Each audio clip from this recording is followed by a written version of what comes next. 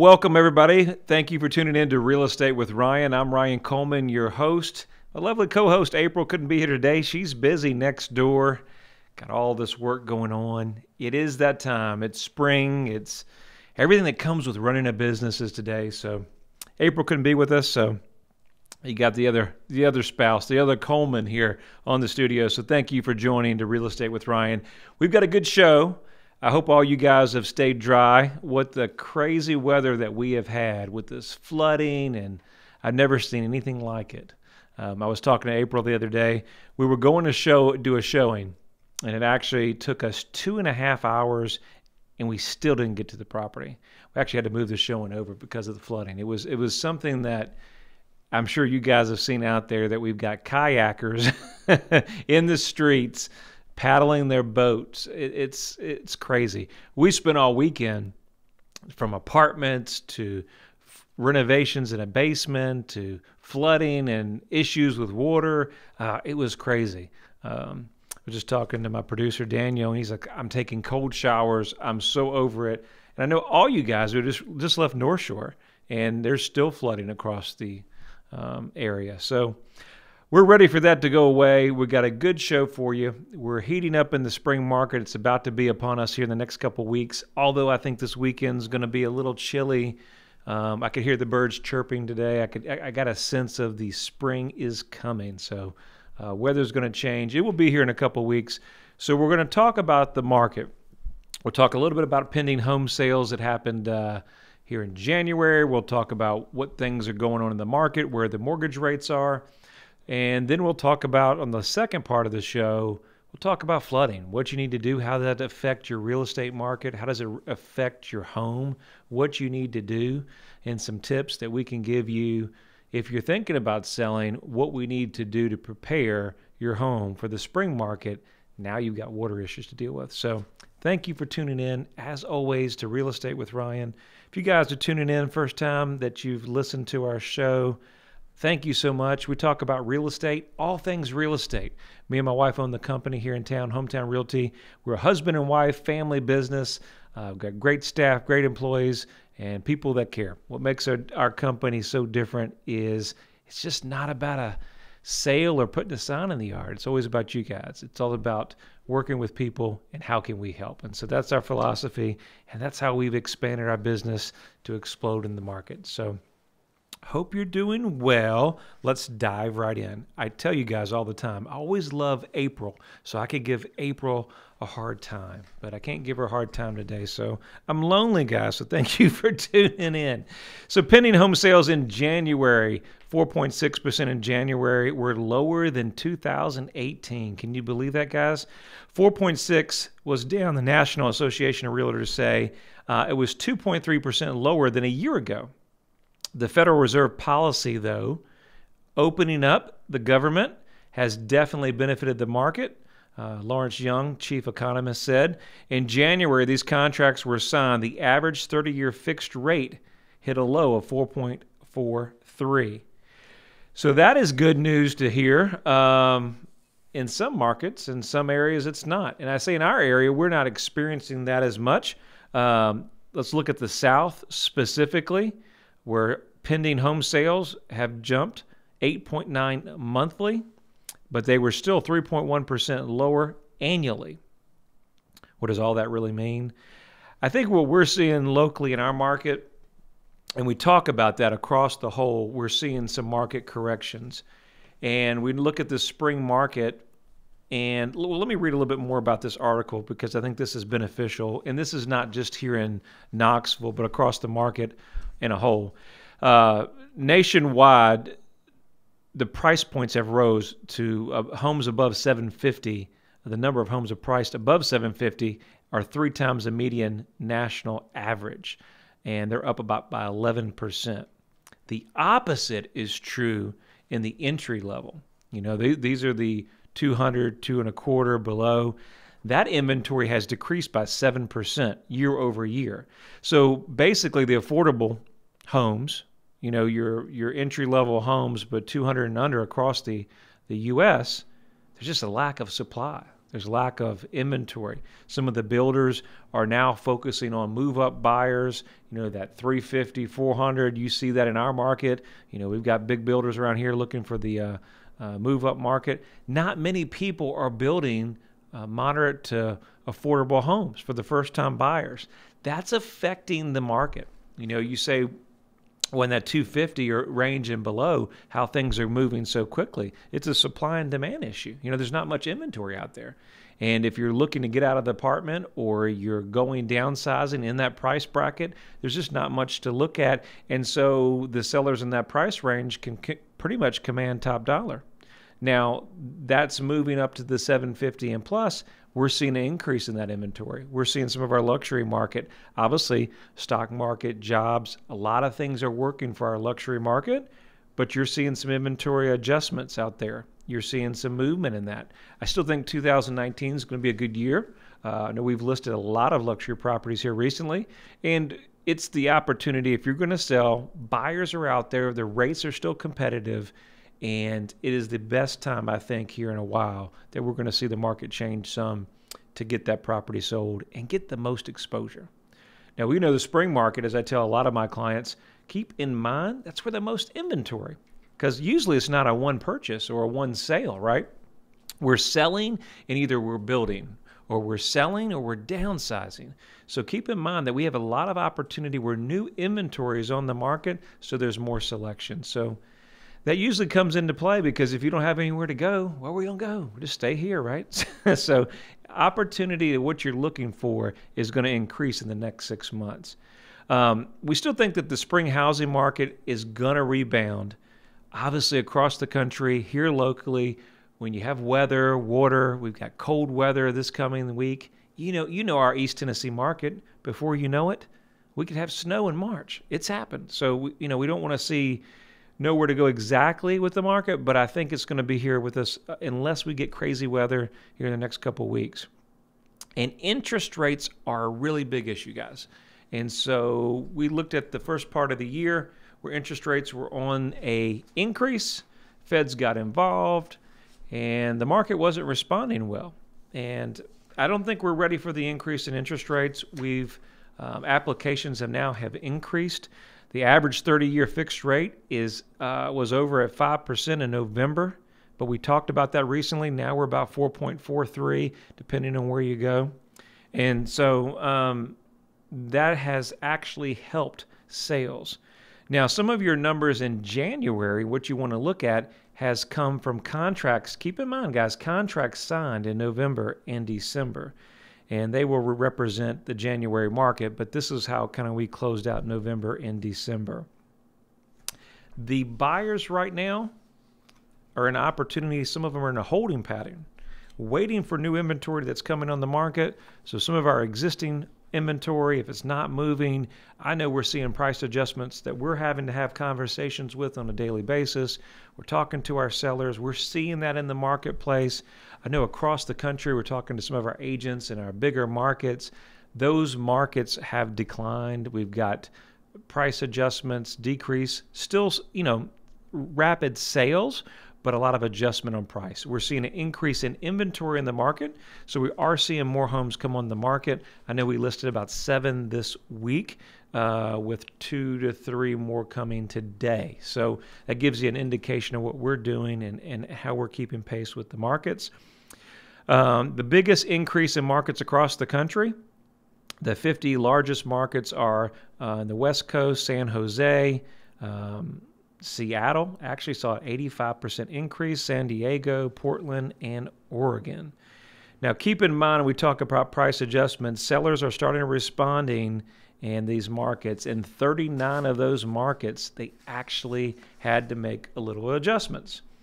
So we also have some news for our friend, Mr. Zillow. Zillow, the media giant that is in our industry. You agents that are listening, you guys probably buy leads from them. I'm just giving you a hard time.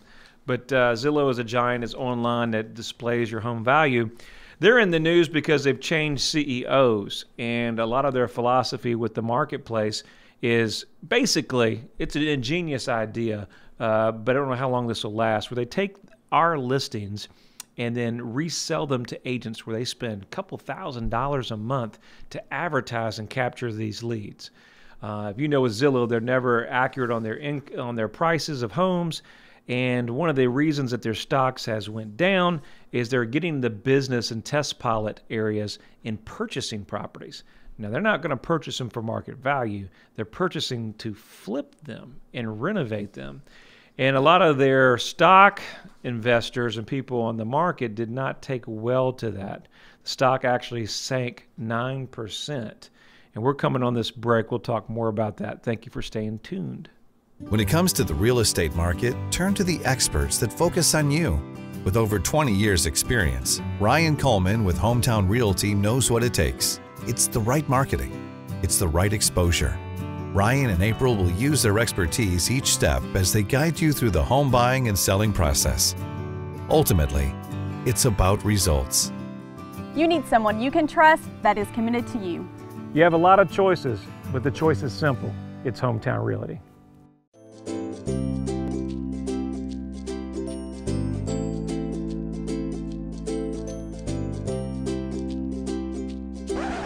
Is it time for a new place? Ryan Coleman with Hometown Realty has the experience to sell your home quickly and help you find the right home for you. And if he can't sell it right away, he will buy it himself. Life changes, and sometimes your home needs do too.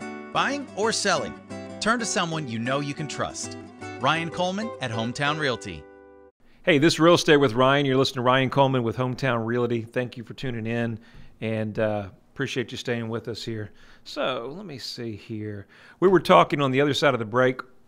We were talking about our friend Zillow in the marketplace. And so I'm going to finish on that side of it. We were talking about the stock market and what Zillow is doing. And if you were listening to us on the other side of the break, Zillow is a media giant, and they're a search engine. So if you're looking for homes online, you've got an opportunity to look for some homes. Zillow is where they display a lot of listings. Now, keep in mind, Zillow has a variety of listings from our company to some other competitors to ABC Realty, and they put them online. There's something called an IDX. It's a Internet Data Exchange. And so all of the brokerages in town or across the country allow that to be syndicated to the websites. Now, what they do is they sell this to all the agents in town, and they pay them thousands of dollars to be on there. So if you ever went to Zillow and you see these little agents on the side, the most probably frustrating thing that I have with Zillow is it's never the listing agent. It's always one of the guys on the side. I mean, usually they have us at the top, but it's very deceptive for the consumer. I mean, the consumer wants information. They want the listing agent that knows the most about the property, that is knowledgeable about the property. But how frustrating has it been when you've called on a property and you get one of these guys or advertisers on the side that know nothing with the property? That's why you really have to take your time. I'm a fan of Realtor.com. Go to our website at ryancoleman.org. We don't have any of that on there, and it makes it very easy, and our numbers very transparent to call us.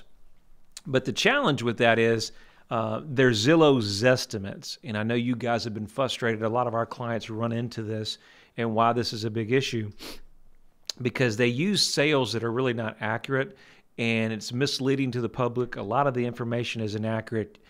If you have a listing that's out there for sale by owner or out there as with the agent, it's very hard to get it changed.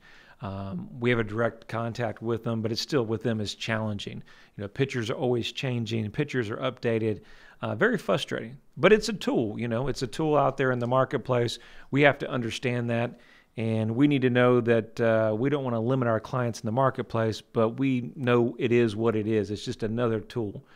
Homes being sold on Zillow doesn't really happen. It's an opportunity. 90% of buyers are going to start their process online, and so it's an opportunity to start that conversation. But the CEO, why he's in the news, is they've changed the new CEO was out, and they got a new guy in, Mahaney, and basically that he's going to come in and some of these test market that Zillow is already doing, they're going to buy property. They've got a flipping property where if you go on their site, you'll get 2 or 3 different bids from competitors, and then, of course, Zillow will come in on their bid. Their ideal is to basically, let's be honest, they're going to come in and try to steal the property. And then they're going to turn around and resell it in 90 days. And they'll use their Zillow agents that are paying them thousands of dollars. Our frustration with that is they're using these numbers. They're using this data that is inaccurate to the customer. You know, the average seller is not selling multiple homes throughout their life. And especially our seniors or people that are just not in the market or professionals that are in and out of the area, they'll rely on that data and essentially will be leaving thousands of dollars on the table. So that program is going to try to make Zillow rich, and their stockholders weren't too fond of it, meaning that it would hold for several months on the market and it'd be that longer for their profits. So that's what Zillow's up to. If you guys are Zillow fans, agents, you're out there. I always tell, this is for my agents, so the consumers really got to think twice about Zillow and what they're doing in the market. They're not working for our customers. They're not working for our clients. They're out to make money for themselves by basically selling our product, selling our data. Good agents, we never had Zillow. We don't rely on Zillow or media giants like that. I think at some point we're seeing across the country, big brokerages, big MLSs are getting together, and they're having this conversation is what's best for our agents, what's best for our clients. How is it good for our clients when you're letting them know that their home is worth less money and it's not a true valuation? If I ever did that, they would kick me out the door as quickly as I could get in. But it's allowed because, you know, a lot of agents, let's face it, or a lot of people in our industry, it's a money generator. It's a money generator for the MLS. It's a money generator for the agents. Agents don't want to, necessarily go out there and look for the business, so it's easier just to take a bunch of leads. These are things you don't want to hear, but I'm just telling you the truth. It doesn't help our clients, and if we don't watch it, if you don't watch standing up for our clients and what's best for our industry, then eventually it may hurt you. So keep that in mind. So my Zillow rant, you could see how fond I am of Zillow. And I am not a Zillow agent, so nor will I ever will be. Let's talk about something that's important on the last part of the show, how to deal with drying out your house after flooding, unexpected issues. This is something that we don't usually have to come across, but we'll talk about it briefly here today. Biggest thing you're going to deal with right now is putting things back together, working safely. You know, the waters can be toxic, could have chemicals. More importantly, it just may not smell bad, and it's important that we get everything cleaned up properly. I'd say the biggest thing that you're going to think about if you're going to be putting your home on the market, make sure you take time to document with what you've got. Make sure you take some pictures, go before and after. The biggest thing with the water issue, if you have basements, is get in there and get on it and be proactive. Most of the water, 24 to 48 hours, will take before mold or moisture and things could set in. And a lot of basements that we had in the area, because we didn't have the flooding, some of them may need a French drain or water prevention.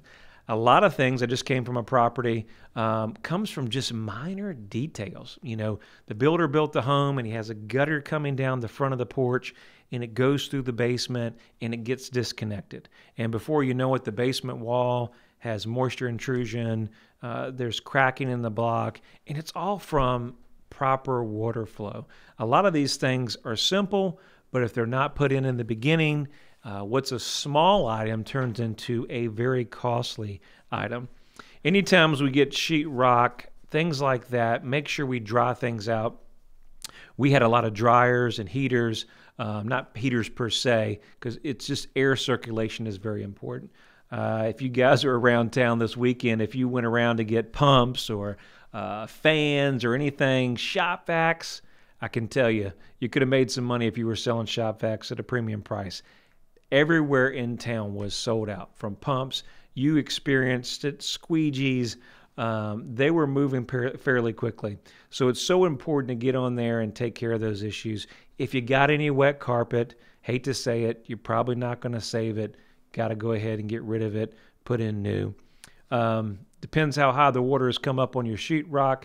A lot of that sheetrock, if it gets wet, You may dry it out, depends on the level, but more than likely you're going to have to cut it out and get it out of there. The problem with it is if you don't do your check, and I would suggest a moisture meter to see if there's an issue with that. If you don't check it out, what will happen, it will get warm, will get humidity, and there may be some mold or some issues growing behind there and causes just a bigger issue. You just have to use your own judgment on that. Make sure that obviously if there's any insulation, things like that, that you can get in there and take care of it and get that out of there. What else could we do? You know, it was the weekend. I don't know about you guys, but I was on the horn and I was calling everybody, workers, friends, and we got the shop vacs out, gathered together, teamwork to make the dream work. And so we were able to get over there and, get some of that stuff done. So unfortunate. Cleanup is not fun. A lot of Knoxville, we're dealing with that. But hopefully this will go away. I think the biggest thing to think about is have this conversation. We just met some clients today. Excuse me. Met some clients today. And as we approach this market, what I would say to you, especially have some water intrusion, we've got a great team that we work with. Call us out ahead of time. Don't wait till the last minute. Give us a call. Let's go do a walk through the property. Let's run through some numbers. The numbers are changing in the market some. We talked about different price points. If you're in this price point, it's not going to be a problem. If you're in the higher price point, let's look and see what's going on. If you had some water issues in basement and grading, let's talk about curb appeal. Let's talk about what we need to do. Guys, that's what we're here for. We thank you every week listening to Real Estate with Ryan. If you need us, easiest number out there is 693-7653. That's 693-SOLD. You want more information about this? RyanColeman.org. Hope you see our vlog. We had a little bit of the flooding, and we hope to see you next week. Y'all have a great weekend.